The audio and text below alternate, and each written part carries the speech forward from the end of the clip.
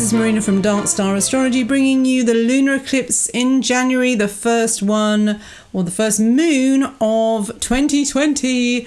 I've called this one Cell or Soulmates. So this one is going to fall at 20 degrees Cancer, and it's going to trigger the huge Capricorn stellium. It will be also opposite Mercury as well.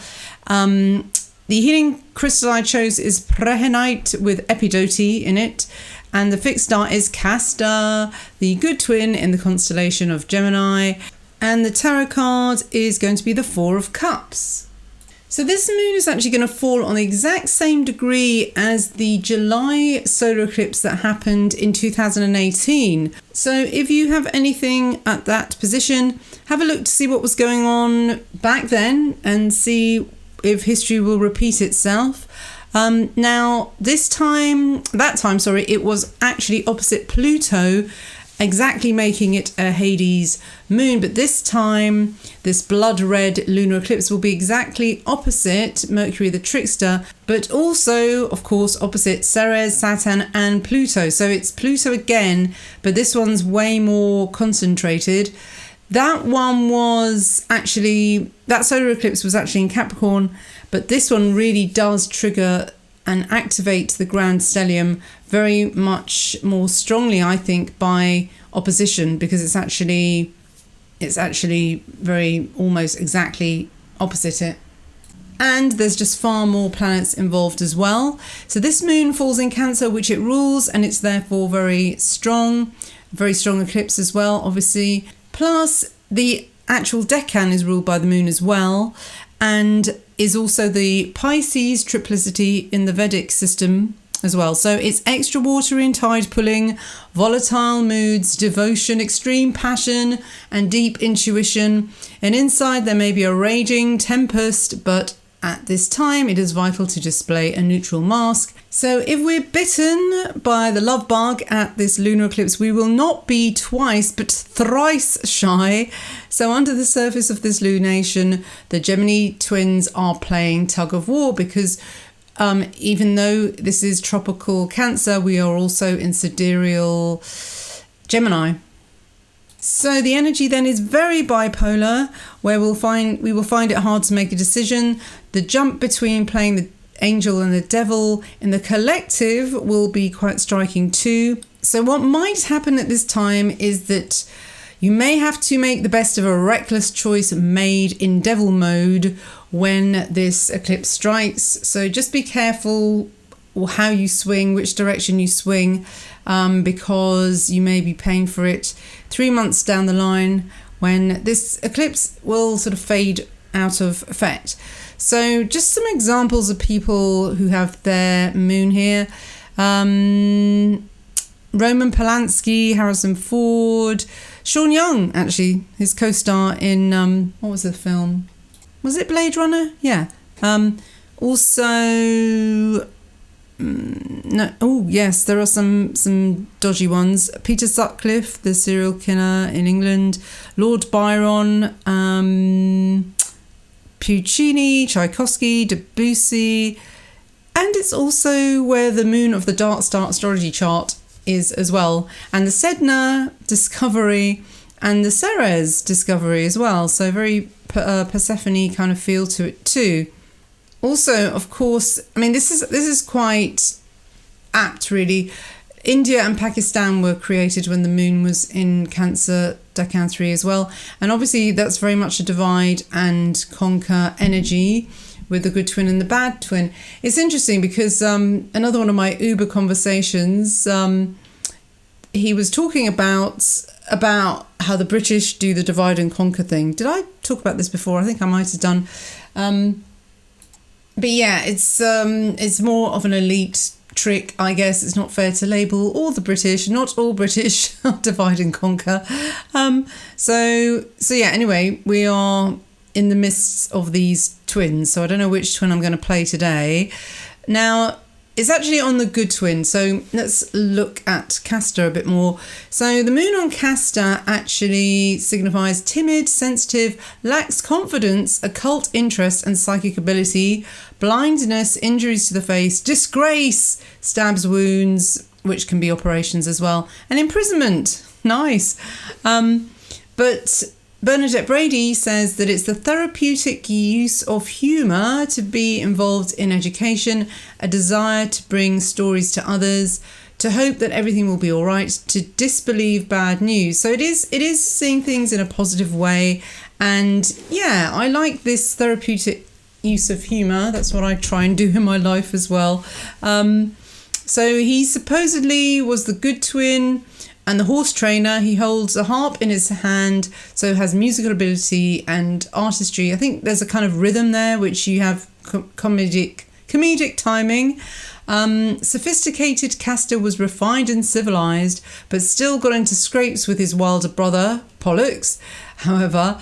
So the influence of the dark side is never really far away. For Vivian Robson says, although Castor gives distinction, a keen intellect, success in law and many travels, fondness for horses, sudden fame and honour, this great success can often be followed by loss of fortune and disgrace, sickness, trouble and great affliction. Its natives are said to be mischievous and prone to violence. So yeah, there's a bit of the trickster in there as well. So I think therefore at this time we have to be really careful about the company we keep, especially those who really do are activated by this lunar eclipse, because it makes us extra sensitive to our environment. And this sensitivity is great for psychic ability though, but it also means we could give into peer pressure far too easily. Eric Morse says that Castor is noted in natal astrology for proneness to mental breakdowns and neurotic distress. People with this star prominent and well aspected are exceptionally gifted intellectually, and these geniuses often need help in not letting their concern for others go over the top, however. So the tarot card is the Four of Cups, and the ambivalence shown in this card fits quite well with the polarization of this decan. It's a card of boredom and apathy on one hand and daydreaming and fantasizing on the other. Maybe this card longs for the dramatic mood swings that govern this decan and not be sitting there bored. Teach Me Tarot say the Four of Cups generally brings with it the blues and moodiness, and I do think that Cancer Decan 3 is actually the moodiest of the Cancerians, really, because it's the most moony one as well, the most moon ruled one. In some cases it can highlight depression, and you may have lost touch with reality and are totally ungrounded. You may have allowed yourself to indulge in daydreams and fantasies and have become too idealistic, imagining life to be a certain way. Karmically, this card can mean too many lives are spent procrastinating and waiting for the 100% perfect person or opportunity to come along. Yeah, I think, if any love affairs blossom around this time, it's like you're being handed something, but you're kind of thinking, I think I can do better. He's a bit overweight, or I don't know, or there's just something, or his politics don't align 100% with mine. So yes, Teach Me Tarot go on to say, it can sometimes highlight the fact that you're too tied up in your own little world, too self-absorbed and too self-centered. You may feel that the whole universe revolves around you and have no time for other people's problems or feelings. You may seem negative to others and see the glass half empty in this negative state of mind. So yeah, there is the danger of swinging to that kind of opposite negativity. And I just think that, again, I think this eclipse will show up that kind of thinking of being so self-centered that you just can't see anything outside of your bubble. So yeah, look at all these oppositions. There's going to be Moon opposite Mercury, Moon opposite Ceres, Moon opposite Saturn, and Moon opposite Pluto. Now, it's kind of hard to read these individually, really. So I think they just have to be read all together because they're almost making a super planet. But they all could be very narcissistic, in fact, because Moon opposite Ceres. Let's look at them one by one, actually, and then we'll sort of see what the main meaning is. Yeah, Moon opposite Mercury I titled Fluctuating Magic. So it is the conflict between the rational mind and gut instincts. Again, I think this is like when you're being gaslighted, isn't it? It's like, people are telling you things in words, but what you feel is not, it's not how it is. It is like, when someone gives you the evil eye or looks at you in a bad way and then still says, but I love you. If you're feeling contempt of someone, that's a real mind mess. I was going to say a rude word then, but it is like that. So at this time you could feel very, very in this kind of state of flux where 1 minute you're feeling elated because, say, you're getting emails or text messages from someone that sound lovely, like I love you, emoji, flowers, hearts, and then when you see them in real life, it's just not that at all. So there's such a danger of being, deceived, basically, and somebody who's playing the good twin when they're really the bad twin as well. But yeah, this is the journalist as well. Very much attention to small details. Can be quite picky as well. And the gift of this aspect, actually, even with the square as well, because they're both hard aspects, but there's also a risk of being pedantic and being too much of a dilettante as well, and also being very much stuck in their own neighbourhood as well, and being a bit wary or even fearful of travelling further afield. Now, being opposite Ceres, I call this one Cuddly Trap because Michael Jackson's such a good example of this aspect. I mean, obviously he was groomed at a very young age by his father, who's very abusive. I don't want to go into his whole sort of paedophilia thing, but he's such, he was rumoured to have anorexia due to losing so much weight because he said he wanted a dancer's body, and Ceres is also diets as well. So, and also he was also addicted to opioid painkillers as well, supposedly, and children. So the whole kind of stolen childhood, trauma and abandonment as a child, but then also wanting to heal the world as well. I mean, that's very much Moon opposite Ceres. So we could see those environmentalist protests again with this one as well. But the weird thing with the hard aspect is that it could very easily destroy life instead of saving it. They can love so hard and hug so tightly that they end up squeezing the life out of their loved ones. So again, this is also this kind of enmeshment of the narcissistic mother as well, engulfing her child. And also people, I think, who I think mean well with the whole environmental movement, but I don't know how much of this is real concern for the environment, and how much is it a real sort of anger with the parents. I'm thinking of Greta Thunberg again with, how dare you, and her parents. So anyway, so that's that one. Moon opposite Saturn again. I mean, this is the trapped child too. So deep inside Saturn's armour is a very soft-centred, needy child. Marilyn Monroe had this. These people are very loath to show their fragile side, so they, build this big Saturn shield. So I called this armoured protection as well. And it makes me think of, the whole Saturn-Pluto conjunction of wanting to have a very authoritarian government, or government that is very controlling. And this is not, this is the weird thing. People always see the left as not being controlling, but it really is, because you have no control over, it is the nanny state, isn't it? So it's doing the job of being a parent, and we hand our kids to the state at earlier and earlier ages as well. So, what used to be, children used to be brought up mainly by their parents unless they're homeschooled. And it is interesting that that's illegal in Sweden, of all places. So is that how free and liberated is Sweden?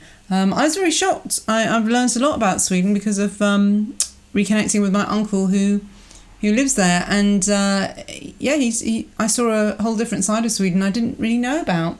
But yeah, anyway, that's by the by. But yeah, as the state takes over more and more, we become dependent on it to the extent that we don't know how to look after ourselves as well. That's another thing. So this is Saturn conjunct Pluto, and also things like even like the way that we're so dependent on technology now, that we don't need to memorize. I mean, remember in the olden days, we used to know all our friends' phone numbers off by heart. I don't even know what my daughter's mobile phone is, what the number is. It's mad. But if you ever lose your phone, that's it. Whereas before we'd have at least sort of 10 numbers that were kind of important to us, and I'm sure this is making our brains lazy. So that's the thing. The more you're looked after, the less you can support yourself and look after yourself. And even things like, plant food for yourself. When the state takes over, we just become children and easily farmed. But there's also self-discipline to be learnt from this as well. So if we can learn to discipline ourselves, then we won't rely so much on somebody to do it for us. And then the last but not least, Moon opposite Pluto, that's skilled invader. The ability to penetrate to the core of an issue without leaving a trace of themselves. So this is, for example, the talk show host who knows exactly what the public wants to ask of his guests and can fish the information out of them before they realise they've been broken into. So, I mean, this was in the days when journalists were actually journalists rather than just drones for the system, and they would, ask awkward questions. But now everything is vetted, and now you only ask the questions that won't offend anyone. But this is very psychological as well. It's a bit of a raging Kali, the obsessive, possessive mother again. It's very... I mean, that just kind of amplifies Moon opposite Ceres too. And Mercury, because Mercury is children. So, yeah, very emotional, this eclipse. And also, I think children may be used as a kind of way to get people to manipulate people as well. It's like, oh no, look at the poor children. Anyway, so to help release emotion and tears at this eclipse without causing a full-scale flood, vaccinate yourself by taking a small dose of this energy. So if your ascendant, sun or moon are in the cardinal signs, Decan 3, you might find that you burst into tears at the slightest provocation. To avoid flipping too fast from soppy to iceberg, try a relaxing bath with these themes. So the Four of Cups to gaze at, cucumber and mint to eat, they're very cooling, white roses to adorn your table, prehenite with epidote crystal to hold, music in the key of G to listen to, and myrrh, rose and hibiscus essential oils in a bath. So what's prehenite all about? I was told to buy this a couple of months ago when I went to the crystal shop. She just said, I can't remember what I even asked for, but so this is my actual crystal that I photographed instead of having to lift it off Wikimedia. I'm going to get into that because I'm going to get a new camera, which with hopefully will have some sort of macro lens on it as well, so I can zoom in on my crystals. So prehenite promotes unconditional love and stimulates spiritual growth. It's a wonderful stone for bringing peace, joy and harmony into one's life. It's used to give yourself protection from physical harm when engaged in dangerous pursuits. It's also used to help someone injured by either physical or mental trauma. So it's very soothing. that was crystal vaults. Healing crystals for you, say of epidote, because that's the little black bits in the prehenite. The prehenite is the green and the little black shards are the epidote. Has within it an energy that aids you to have the courage to let go of things you are holding you back from living the life of your dreams. As you begin to embrace the boldness of spirit that epidote brings to you, this will help you have a greater knowledge of who you really are and your spiritual purpose. It's a stone that's known to affect different people in different ways. So how you're affected by its energy may depend on your predominant way of thinking. Its vibration is known to bring you more of the same. So that was a quote for healing crystals for you. So with epidote, if you're a negative person, it will make you even more negative, but it will also bring out or bring to your attention the need for more positive thinking. On the other hand, if you're a positive soul, it will just make you even more positive. So it's not really recommended to use pure epidote at this lunar eclipse, and that's why I said, get it within prehenite. So with that, it should bring a balance and prevent swinging too far to the negative if you're someone who's a bit on the melancholic side. But generally, this blend should give you just the right amount of boldness, tempered with the protection vibration of prehenite. So on to the lovely Decan image, this one being in chains, and because YouTube, well, I don't know if YouTube is like that, but certainly with Google Ads, you can't show nudity. So I had to pixelate the image, but there's a nudie lady at the bottom in chains. So sorry to the artist, what's his name, J Swofford, for that, but otherwise, but I wanted to use the image because it looks so good. And I think it really conveys that struggle between good and evil as well. And it has a lot of the Gemini symbolism, really, because there's the two snakes as for a start, and also there's two mouths there as well, two chains, two hands. Yeah, very Gemini, even though it is the third face of Cancer. So there's very much the energy of the Moon, Mercury, and Gemini and Cancer at this lunar eclipse. So it's described as a chelhaf with a snake in his hand. I don't know what a chelhaf is. I googled it and nothing comes up. It's not even a valid Scrabble word, apparently. And the only thing I can think of is caliph, like a caliphate. And he does have a turban on. I don't know. Anyway, I didn't finish reading it, did I? Okay, so a chelhaf with a snake in his hand who has golden chains before him. This is a face of running, riding, and acquisition by means of wars, lawsuits, and conflict. Ooh. Okay, so yeah, probably the difficult side of the twins. So yeah, I think this eclipse is mainly about thinking positively and trying to balance the yin and the yang. And in love, the twins do represent the Lover's card in the tarot.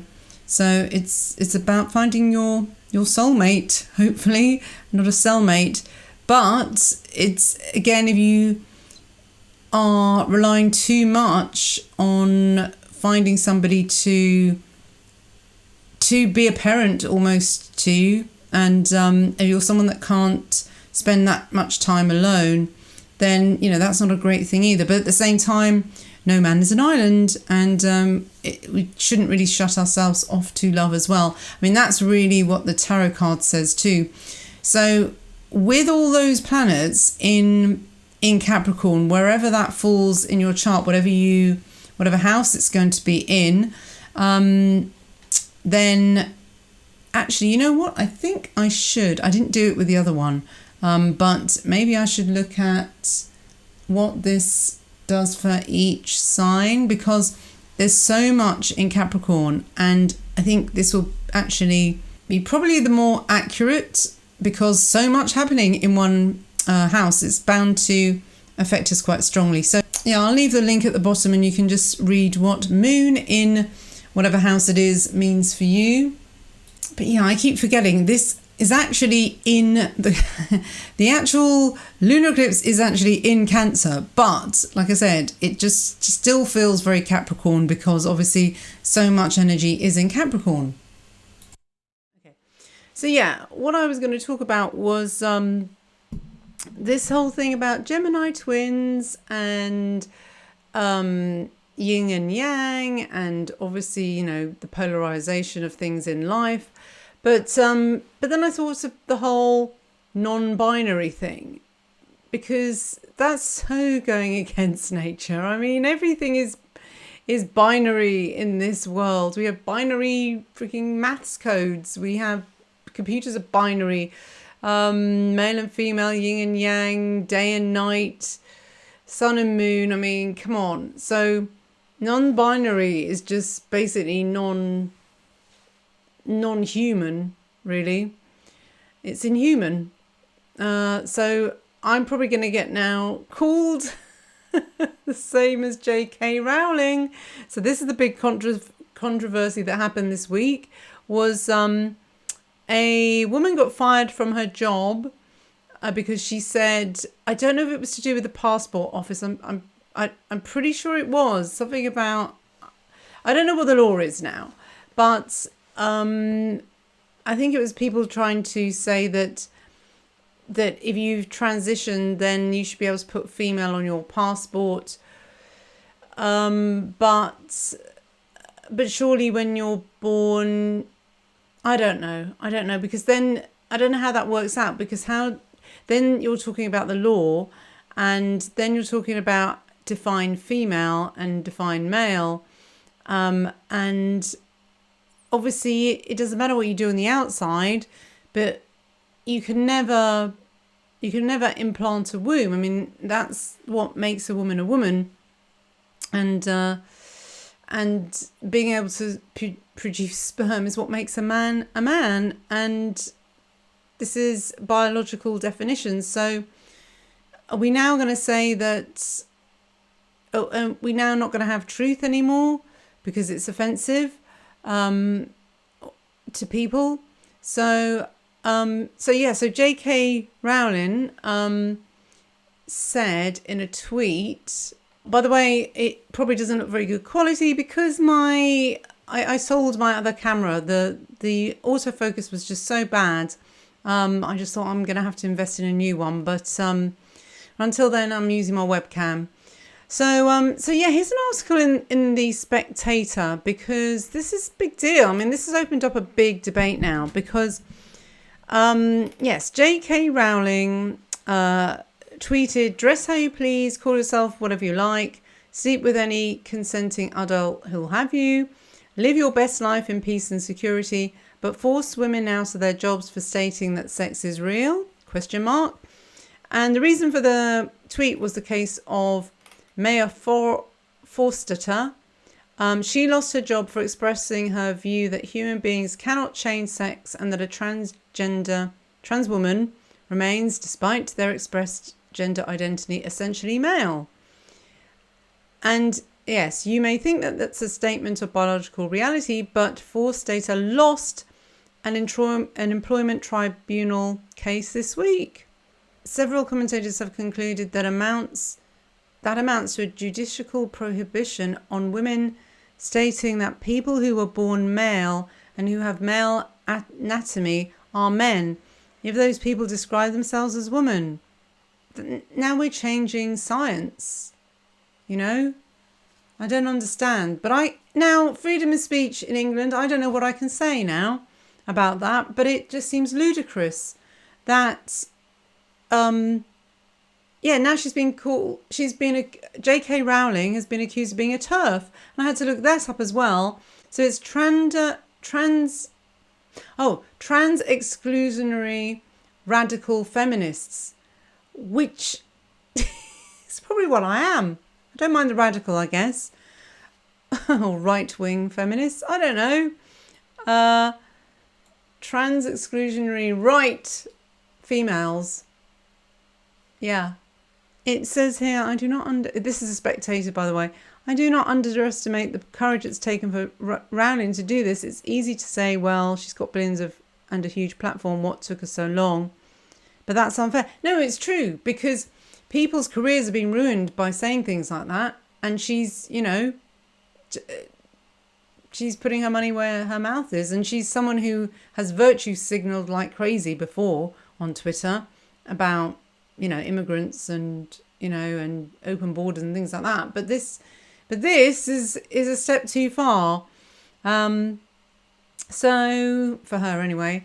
So I just thought that was an interesting thing, and we'll see where this goes, because if you're going to start saying now that the biological fact of being able to have children, because that's what it boils down to, is a woman is defined woman because she procreates.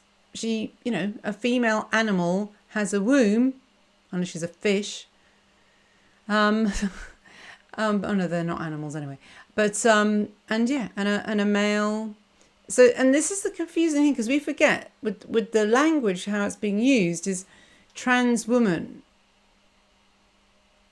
See, that's confusing to me, because I'm thinking they're males, but because it's trans, they've transitioned to being a woman, but they're still not a woman. And another thing as well, I'm really sorry about this, and sorry if it offends someone, but I think it's offensive towards women. I really do, because it's like saying, it's like appropriating sex. Could I suddenly say my ethnic group is, because I don't identify as being white, I'd rather be Indian, and and then what? I don't know. Get surgery to look more in. I mean, that's just, people would go crazy if that happens. So anyway, these are just things about the modern world that make me just go insane. And this new, you're the devil, another Nazism, I guess, is now a TERF. Like, you're a TERF now.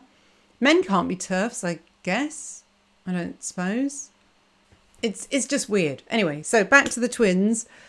I think if you're trying to say that things aren't binary anymore, we're on really, really, it's just anti-nature. And then if you go anti-nature in astrology, you see, in astrology, that's the thing. If you're a traditional astrologer, everything's divided into masculine and feminine. You've got masculine and feminine signs. You've got masculine and feminine planets. Mercury's neuter. He can be male, but he can either be male or female. So yeah, all right, he's whatever. So yeah, with this lunar eclipse opposite Mercury, that's the sort of things that we will be debating. So I suppose this story will run and run, won't it? And I think more and more feminists are now being radicalized, because we're not allowed to be, anyone can be a woman apparently. And just another thing too, the whole sort of stereotype of like, you don't have to be a woman, you don't have to wear high heels and lipstick and makeup and false eyelashes. Or why is it that, that's the thing. The trans women never really dress. They dress very stereotypically kind of Barbie-ish, don't they? Really. You don't see them doing the natural look much. Just saying. Sorry, I'm. Oh God. Anyway, look, it's just got to the point where women are being forced to wax a trans woman and wax their balls. That's God. That's not good, is it? That is invading women's space, and that is like forcing them to do something that they don't want to do, which is a serious matter. So anyway, All right, that's my rant now. So thanks for listening, and hopefully I'll start the new year with a new camera. All right then, all the best. Bye-bye.